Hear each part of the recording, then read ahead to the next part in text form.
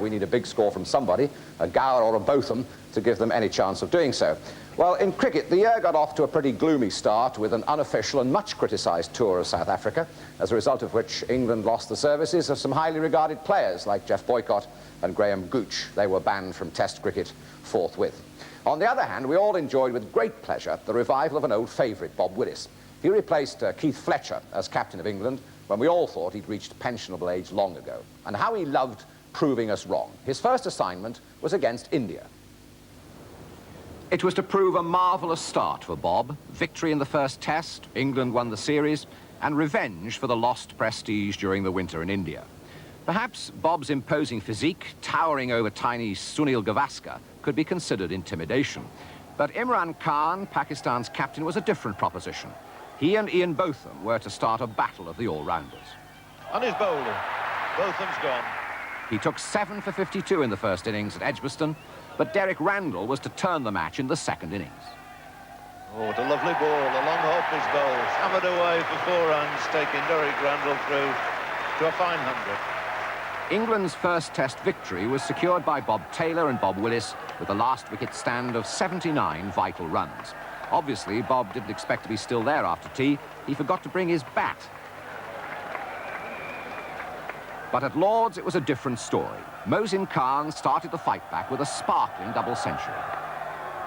And that's it. Made sure off comes the helmet. There's a very delighted young man.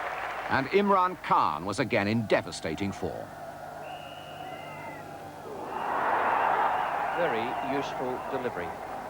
Leg spinner Abdul Qadir baffled the English batsman, but umpire David Constant was not so easily impressed.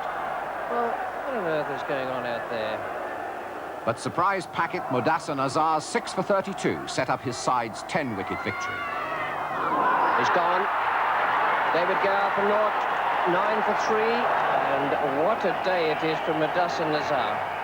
And what a moment for Pakistan. 4. That's the winning run. Javed races from the field.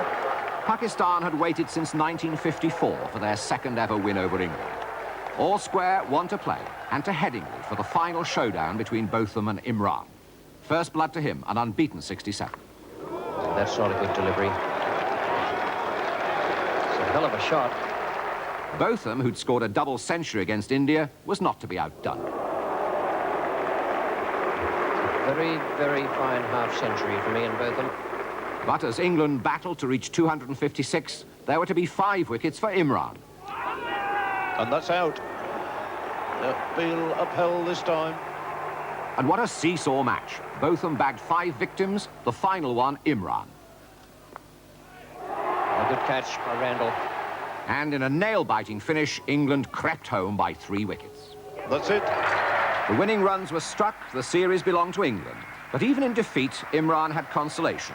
He'd won his battle with Botham and was voted man of the match and the series. A send-off at Lord's is the traditional start to England's Australia tour. Bob Taylor claimed a world wicket-keeping record for first-class dismissals, but the first test at Perth, a draw, will be remembered for the crowd invasion, which brought embarrassment to the game and sent Australian fast bowler Terry Alderman to hospital with a dislocated shoulder. Happily, cricket ruled in the second test, but unhappily for England, they met Australia's new recruit, Kepler Wessels. 162 for Wessels in his debut test. Not such a new boy, but very much back in form, was Jeff Thomson. That's a good delivery. He's got to be on his way, and he is. A tremendous delivery there from Jeff Thomson. He and Jeff Lawson had set up an Australian victory. That'll be 4 runs. That's the winning hit. Australia won up, and the Ashes at risk. On the domestic front, the 2 one-day finals were disappointing affairs, both won by the sides batting second. Viv Richards steered Somerset to victory in the Benson Hedges. Brian Rose was the delighted captain. Roger Knight of Surrey lifted the NatWest Trophy. For Mike Brearley, a fitting end to his career, leading Middlesex to the championship. And John... Right, here we go. Headingley, 1981.